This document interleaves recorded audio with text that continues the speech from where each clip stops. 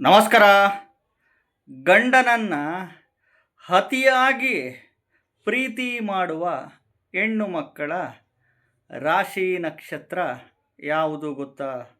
ಗಂಡನನ್ನು ವಿಪರೀತ ಪ್ರೀತಿ ಮಾಡುವ, ಕೇರ್ ಮಾಡುವ ಹೆಣ್ಣು ಮಕ್ಕಳ ರಾಶಿ ನಕ್ಷತ್ರ ಯಾವುದು ಅಂದರೆ, ಇದ್ರ ಜೊತೆಗೆ ತುಂಬ ಪ್ರೀತಿ ಮಾಡ್ತಾರೆ, ತುಂಬ ಕೇರ್ ಮಾಡ್ತಾರೆ. ಅದೇ ರೀತಿ ಇವ್ರನ್ನೇನಾದರೂ ನೆಗ್ಲೆಕ್ಟ್ ಮಾಡಿಬಿಟ್ರೆ, ಇವ್ರನ್ನ ನೀವು ಕೇರ್ ಮಾಡಲಿಲ್ಲ ಅಂತಂದರೆ, ಇವರಿಗೆ ನೀವು ಪ್ರೀತಿ ಕಡಿಮೆ ತೋರಿಸಿದರೆ, ಇವ್ರನ್ನ ನೆಗ್ಲೆಕ್ಟ್ ಮಾಡಿದರೆ, ಇವ್ರ ಮಾತಿಗೆ ಬೆಲೆ ಇಲ್ಲಪ್ಪ ಅಂತಂದರೆ, ಇವ್ರ ಮಾತು ಗಂಡು ಮಕ್ಕಳು ನೀವು ಕೇಳಲಿಲ್ಲ ಅಂತಂದರೆ ಖಂಡಿತವಾಗ್ಲೂ ಸಿಕ್ಕಾಪಟ್ಟೆ ರಿವರ್ಸು ಇವರು ಆಗಿಬಿಡ್ತಾರೆ. ಆದರೆ ಗಂಡನನ್ನು ಅತಿಯಾಗಿ ಪ್ರೀತಿಸುವ ಹೆಣ್ಣು ಮಕ್ಕಳ ರಾಶಿ ನಕ್ಷತ್ರ ಇವರಾಗಿರ್ತಾರೆ.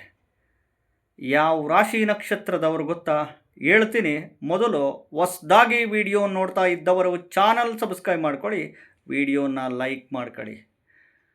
ಈ ಮೇಷರಾಶಿ ಅಶ್ವಿನಿ ನಕ್ಷತ್ರ, ಈ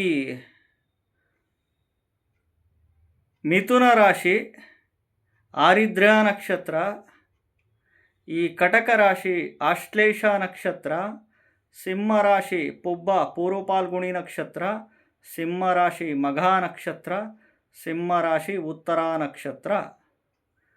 ಇನ್ನು ತುಲಾರಾಶಿ ಸ್ವಾತಿ ನಕ್ಷತ್ರ, ವೃಶ್ಚಿಕ ರಾಶಿ ಅನುರಾಧ, ವೃಶ್ಚಿಕ ರಾಶಿ ಜ್ಯೇಷ್ಠ, ಈ ಧನಸ್ಸು ರಾಶಿ ಮೂಲ ನಕ್ಷತ್ರ, ಈ ಮಕರ ರಾಶಿ ಶ್ರವಣ ನಕ್ಷತ್ರ, ಮಕರ ರಾಶಿ ಧನಿಷ್ಠ ನಕ್ಷತ್ರ, ಈ ಕುಂಭ ರಾಶಿ ಶತಭಿಷ ನಕ್ಷತ್ರ, ಈ ಮೀನ ರಾಶಿ ರೇವತಿ ನಕ್ಷತ್ರದವರು ಗಂಡನನ್ನು ತುಂಬ ಪ್ರೀತಿ ಮಾಡ್ತಾರೆ, ತುಂಬ ಕೇರ್ ಮಾಡ್ತಾರೆ, ತುಂಬ ಇಷ್ಟಪಡ್ತಾರೆ.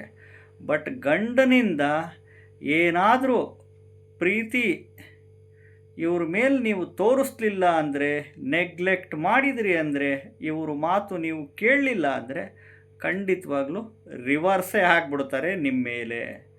ಖಂಡಿತವಾಗ್ಲೂ ಇಡೀ ಪ್ರಪಂಚದಲ್ಲೇ, ಇಡೀ ಜಗತ್ತಿನಲ್ಲಿ, ಇಡೀ ವಿಶ್ವದಲ್ಲೇ ತುಂಬ ಗಂಡನ್ನು ಕೇರ್ ಮಾಡ್ತಾರೆ, ತುಂಬ ಪ್ರೀತಿ ಇಟ್ಕೊಂಡಿರ್ತಾರೆ, ತುಂಬ ಆಸೆ ಕನಸುಗಳು ಇಟ್ಕೊಂಡಿರ್ತಾರೆ ಗಂಡನಿಂದ.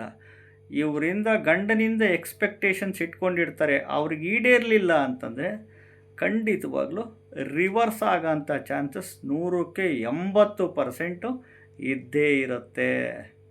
ನಮಸ್ಕಾರ.